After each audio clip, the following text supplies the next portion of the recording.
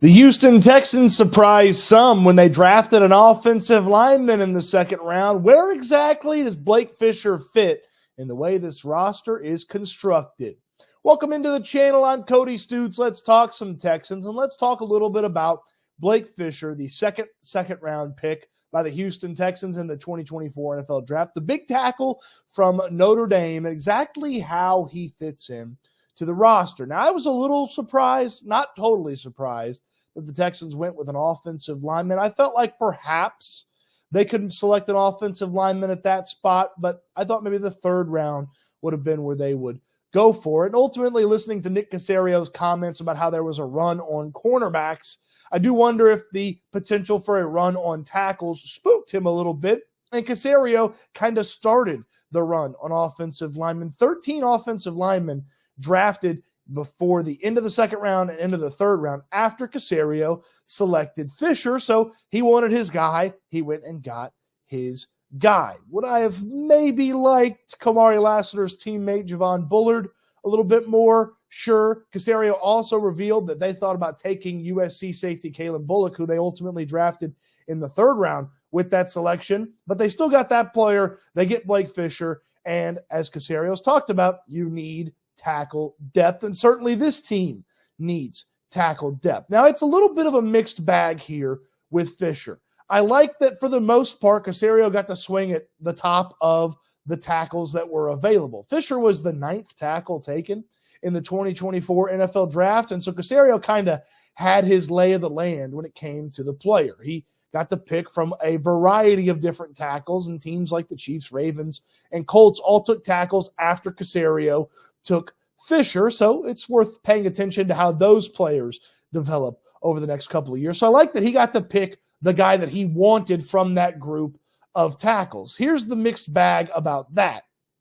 Caserio's been up and down on offensive line evaluation in his time running this team. You think about the investment in Kenyon Green in the first round, was supposed to be a no-doubter at guard, was supposed to be able to go right away from day one and play at a high level, and that just hasn't been Kenyon Green. You think about Shaq Mason and the extension that he got before he even played with the Texans whatsoever, and he's been okay. I don't know that he's totally lived up to that extension. And then Titus Howard has been a rough one on the new contract, and Caserio's allowed him to be played at left guard, where Howard admittedly is not very good compared to when he plays at right tackle. So unnecessary extensions for Mason and Howard, and then the miss on Kenyon Green. That's the bad.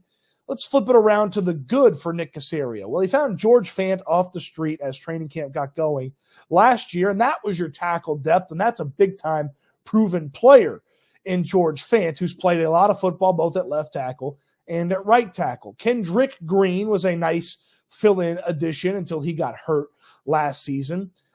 Josh Jones was a nice, they traded a draft pick for him, but he was a nice fill-in addition, played a little guard, played a little tackle for this team as well. And then the big hits for Caserio were actually his draft picks a year ago. You think about what Juice Scruggs was able to do once he got healthy, but perhaps the best explanation of Caserio nailing it from an offensive line standpoint was Jarrett Patterson getting forced into duty at the center spot after the multiple injuries to centers ahead of him, and then him turning out to be a pretty nice center until he, of course, got injured and missed the rest of the season. So a little up and down when it comes to the evaluation of prospects. It's not been good on the higher-priced stuff, like the first-round pick on Green, the big contracts to Howard and Mason, but in the lower commitment, the lower-priced stuff, so a second round with Juice Scruggs, a late rounder with Jarrett Patterson, Caserio's had some hits. The small trades to get Kendrick Green and Josh Jones, Caserio's had some moments and some positives. So let's take a look exactly how Fisher fits in 2024 as we think about this offensive line. Of course, we'll go to the Google Doc here, where I've got all the Texans roster put together. Green players are new additions via trade or free agency. Rookies are in red, of course, but we're going to look at the offensive linemen, which there are quite a few offensive linemen on this team. So let's jump over here to the O-linemen and start putting it together. Well, we know 3 spots for sure when those players are healthy. We know that Laramie Tunsil's the left tackle. We know that Titus Howard's going to be the right tackle. And we know that Shaq Mason is going to be the right guard. Now, these next two names, I would tell you that these next two names are the leaders in the clubhouse for these two spots.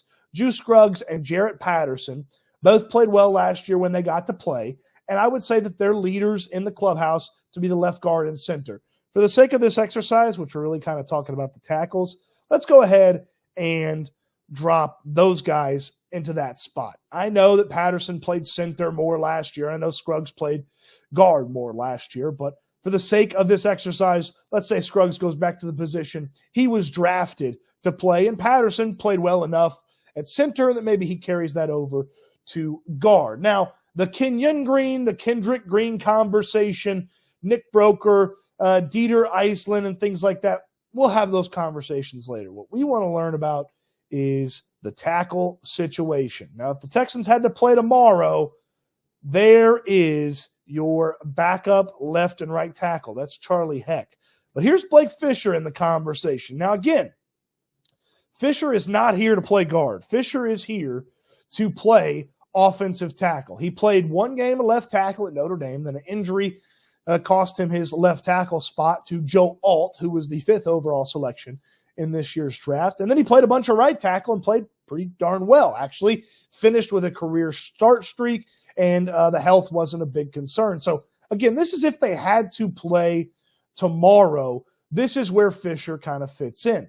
Now, my question would be, as a potential project player, okay, as a potential project player that maybe needs a year of seasoning in the NFL before he really takes that next step, is Fisher going to be the type of guy that can overtake Charlie Heck and take over that backup tackle spot? Because the thought of a rookie offensive tackle at right tackle or left tackle, it's a little scary to me. Now, Fisher, again, has potential, big-time prospect, and then when you think about how he could grow into the position, you think about a guy that has some potential to eventually be a right tackle or a left tackle for this team, and not just the third tackle, the swing tackle. Now, David Sharp's name is in here as well. Sharp has primarily played as a backup offensive tackle.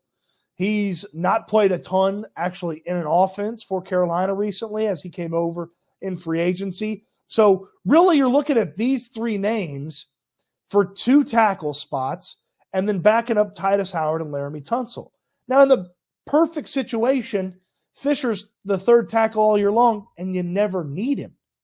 But unfortunately, last year, Laramie Tunsil had a bulky knee and he had off-season surgery. Titus Howard had two separate injuries that cost him most of the season, and the team played an additional, I think, 5 guys at the tackle spot, including Michael Dieter, Jaron Christian, Josh Jones, Charlie Heck, and I'm missing one. Oh, George Fant, the really solid veteran option that Caserio snagged at the beginning of camp.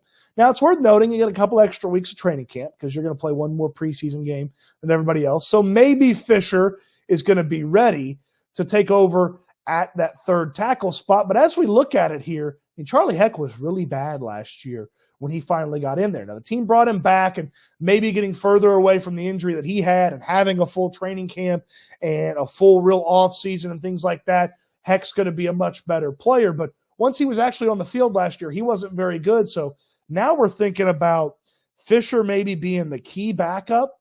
And that's if Titus Howard, he's starting, is on schedule. If Titus Howard is behind schedule, and let's say that, you know, he's injured and not in the equation, are you playing Fisher at right tackle with Charlie Heck as the backup? Are you playing Charlie Heck at right tackle with Fisher as the backup?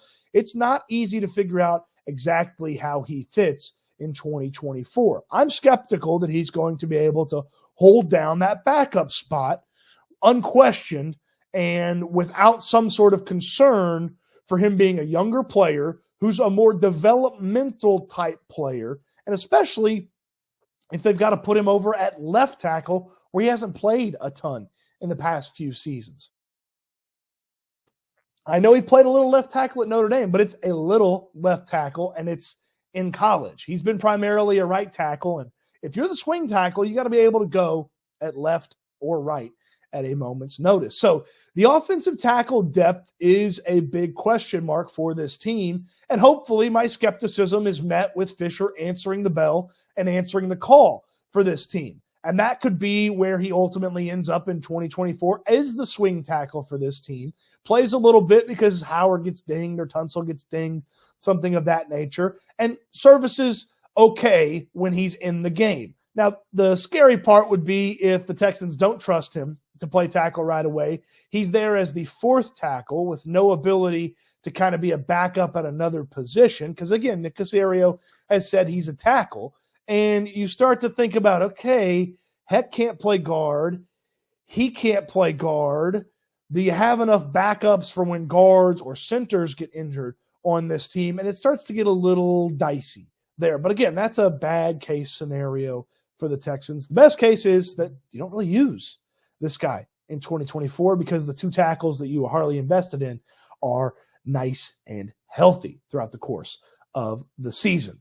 What do you think? How's he fit in 2024 and maybe even 2025 because Tunsil and Howard aren't going anywhere? How does Fisher fit? Let me know in the comment section down below. On your way down there, throw me a thumbs up on the video. Subscribe to the channel if you haven't already. And enter for your chance to win a new customized Texans jersey.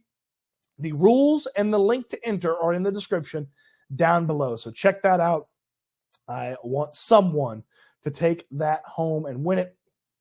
Please understand the rules when you enter, and the rules are there in the description. The rules are also there on the entry form, so don't miss out on reading those and paying full attention to those, or else you might not qualify as a winner. So hope that somebody has some fun entering that, and somebody ultimately is going to win that.